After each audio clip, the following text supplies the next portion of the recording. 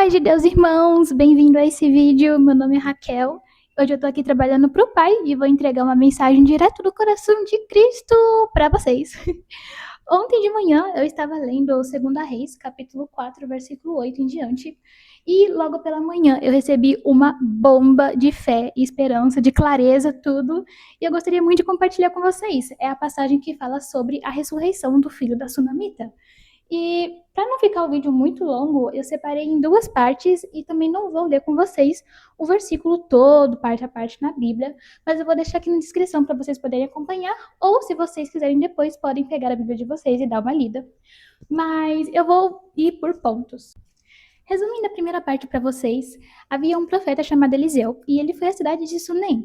E nessa primeira ida que ele foi à cidade de Sunem, uma mulher rica, já casada, insistiu para que ele fosse até sua casa para tomar uma refeição. E assim, sempre que o profeta Eliseu voltava à cidade de Sunem, ele parava na casa dessa mulher para fazer uma refeição.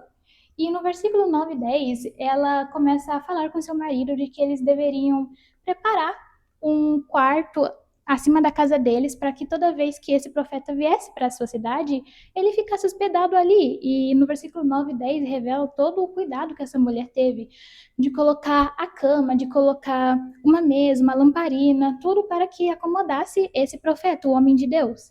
E no versículo 13 e 14 já revela ali Eliseu totalmente constrangido, porque o seu quarto já estava pronto, ele já tinha um lugar para se acomodar, e ele queria recompensar essa mulher de alguma forma. Então ele perguntou a essa mulher se ele queria que ele falasse com o rei, para que ela tenha algum tipo de influência, até porque ela era uma mulher rica, mas que morava ali junto com o seu povo mesmo. Só que essa mulher nada queria. Ela fez tudo isso sem querer nada em troca. Ela revelou o cuidado e o amor, mas não queria nada em troca.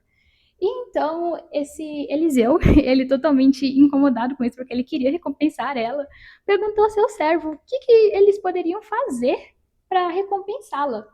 E então, o seu servo disse que essa mulher ela não podia ter filhos, que o seu marido já era muito velho.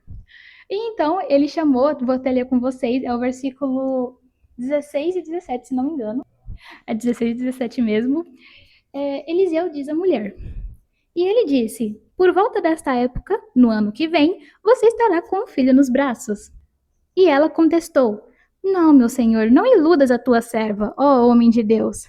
Mas, como Eliseu lhe dissera, a mulher engravidou e no ano seguinte, por volta daquela mesma época, deu à luz a um filho. E já nessa primeira parte nós vemos uma coisa interessante. Essa mulher ela não teve uma fé ativa. Quando Eliseu liberou a palavra que no ano seguinte ela já estaria com o menino nos braços, ela não teve uma fé ativa. Pelo contrário, ela me lembra até um pouco de Sara, que riu de quando Deus falou que ela teria um filho. E essa mulher, ela não debochou, não riu nem nada, mas ela reagiu como se já tivesse aceitado que ela não poderia ter filhos e não quis criar nenhum tipo de expectativa. Até porque nós sabemos que quando a gente cria expectativa e algo não acontece, a gente não quer criar de novo expectativa sobre aquilo com medo, porque dói, né? Uma expectativa frustrada dói. E com certeza essa mulher já tinha passado muito tempo tentando ter filhos e tudo mais, só que ela tinha apenas aceitado. Mas o cuidado que ela teve de acomodar o homem de Deus revela que ela não tinha ressentimento contra Deus sobre isso. Ela não tinha nenhum tipo de tristeza guardada de Deus, ou raiva, ou revolta. Não, ela só tinha aceitado. Ela só tinha aceitado e enterrado o sonho dela. Mas Deus, como ele diz em sua palavra, que quando ele libera a palavra, ela não volta para ele vazia, ela é cumprida com seu propósito, a palavra dele se cumpriu, e sem ela precisar ter uma fé ativa. Isso mostra que Deus, ele respondeu o coração dela, ele não respondeu a fé que ela teve, ele respondeu o coração. Mas na segunda parte nós vemos o amadurecimento incrível que essa mulher teve em questão de fé. Na segunda parte, no versículo 20 em diante, esse filho que ela teve cresceu um pouco, uns anos. Ele era criança ainda, mas repentinamente teve uma dor de cabeça muito forte e acabou por falecer. Ela, em um ato, já começa a gente já começa a perceber aí, ela pega esse menino falecido já e coloca lá na cama de Eliseu, que estava disponível. E aí a gente já percebe, né, que esse ato que ela teve é como se a gente entregasse alguma coisa, aquela situação no altar. E ela foi, deixou o menino lá na cama de Eliseu e foi até Eliseu, que estava em outra cidade. E já com a esperança, a Bíblia não fala, mas claramente já com a esperança de que aquela situação se revertesse. A gente lembra que na primeira parte ela não pediu nada, ela não recorreu nada, ela só agiu por amor, mas dessa vez ela teve um amadurecimento incrível de que ela tomou essa atitude. E no versículo 28 a gente vê que essa mulher estava contando o que aconteceu a Eliseu com muita dor. Ela até fala, eu não te pedi um filho. E aí Eliseu mandou o seu servo ir até o menino, estendeu o cajado sobre ele e tudo mais, só que não adiantou, já resumindo para vocês, adiantando, não adiantou. E aí Eliseu voltou com a sunamita para a casa onde o filho dela estava. E a gente vê que quando Eliseu chegou à casa da sunamita, onde o menino estava, não foi muito fácil de ressuscitar esse garoto, mas também tem um motivo. Mas eu gostaria de ler com vocês o versículo 34 em diante, que diz: Depois, Eliseu deitou-se sobre o menino, boca a boca, olhos com olhos, mão com mãos, enquanto se debruçava sobre ele, o corpo do menino ia se aquecendo. Eliseu levantou-se e começou a andar pelo quarto, depois subiu na cama e debruçou-se mais uma vez sobre ele. E o menino expirou 7 vezes e abriu os olhos. Aí você me pergunta por que Eliseu teve tanto trabalho para ressuscitar esse menino? A questão é que quando Deus traz de volta a vida, ele não traz só a vida, ele traz significado. E reconstrução é mais delicado do que ressuscitação. Quando é só vida, volta rápido. Mas quando é propósito, quando é promessa, quando é missão, quando é chamado, demanda toda uma reestruturação. Quando aquele profeta deitou mão com mão, boca com boca, olhos com olhos, é porque em toda a área do garoto ia haver vida. E nos nossos sonhos, nos nossos planos que entregamos a Deus, nas promessas, Deus também vai liberar vida sobre cada área. E Deus, ele não ia trazer aquele garoto incompleto. Deus não ia trazer aquele menino com sequelas. Deus ia trazer aquele menino completo, mas totalmente reestruturado, totalmente com um propósito. Ele expirou 7 vezes e sabemos que durante 6 dias, voltando lá em Gênesis, Deus criou o mundo.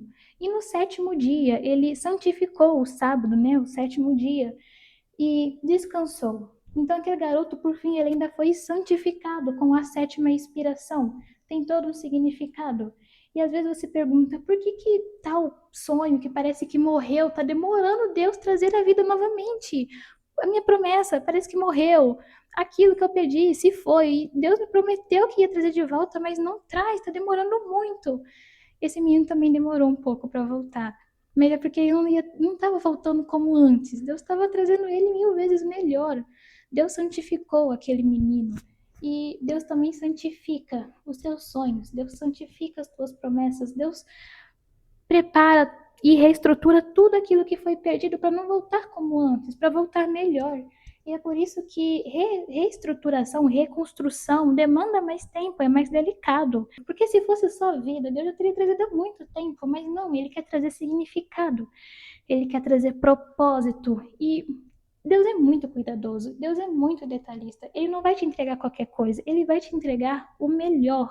E na nossa vida, a gente também tem essas evoluções, como a mulher sunamita, ela teve essa evolução, nós também temos essa evolução. Na primeira parte, Deus viu o coração dela. E Deus também vê o nosso coração, mas ele não vai deixar que você fique no mesmo estado, parado. Ele vai fazer você ter uma evolução. E você vai passar a ter mais fé. Todo o processo, todo momento, toda espera tem um propósito, tem um porquê. E esse momento que você também está vivendo, né, de espera, de alguma coisa ser reconstruído ou restituído na sua vida, também Deus está trabalhando em você, não só na promessa, não só nos seus sonhos, mas em você também. Da mesma forma que aquela mulher teve um amadurecimento incrível, nós também estamos tendo, por mais que a gente seja um pouco mais difícil de ver, né, e um pouco mais difícil de aceitar, é até bom, mas Deus não nos deixa parado. E não deixe de confiar no Senhor, porque Ele vai restituir melhor do que você perdeu, melhor do que você acha que perdeu. E essa é a palavra que eu tanto estava ansiando em contar para vocês, que Deus me revelou ontem. E eu espero de verdade que, assim como Deus ministrou no meu coração, Ele também tenha ministrado no coração de vocês. Se você ficou até o final desse vídeo, muito obrigada. Que Deus o abençoe e o recompense. Se inscrevam no canal e ativem o sininho para receberem notificações. Eu oro para que aquilo que vocês perderam, Deus restitua 1000 vezes melhor, se assim for da vontade dele. Beijinhos e Deus abençoe.